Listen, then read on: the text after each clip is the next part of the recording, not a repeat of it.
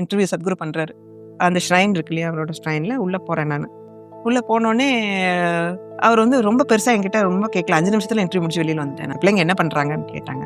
நான் சொன்னேன், பொண்ணு ஃபஸ்ட் இயர் படிக்கிறா என்ஐடியில், பையன் வந்து 11th படிச்சுட்ருக்கிறான் அப்படின்னு. யார் பார்த்துக்குவாங்க பிள்ளைங்கள அப்படின்னு கேட்டார். ஹஸ்பண்ட் பார்த்துக்கிறேன்னு சொல்லியிருக்காரு சத்குரு, ஆனால் என்ன உள்ள அவர் மேலே நம்பிக்கை இல்லை. ஏன்னா அவர் ஒர்க்குக்கு போனார்னா அவர் மறந்துடுவார், ஃபேமிலியை மறந்துடுவார். அதனால் அவர் பார்த்துக்கிறேன்னு சொல்லியிருக்காரு சத்குரு, ஆனால் இனிமேல் எல்லாமே நீங்கள் தான் எனக்கு அப்படின்ட்டு அப்படி சொன்னேன்.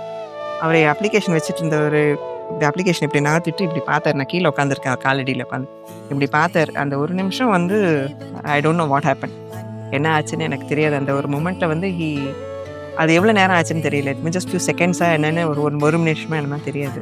என்னை பார்த்தாரு. பார்த்ததுக்கப்புறம் அன்னிலேருந்து he has taken over my family. இன்னி வரைக்கும் என் ஃபேமிலி ஃபுல்லாக அவர் தான் பார்த்துட்டு இருக்காரு.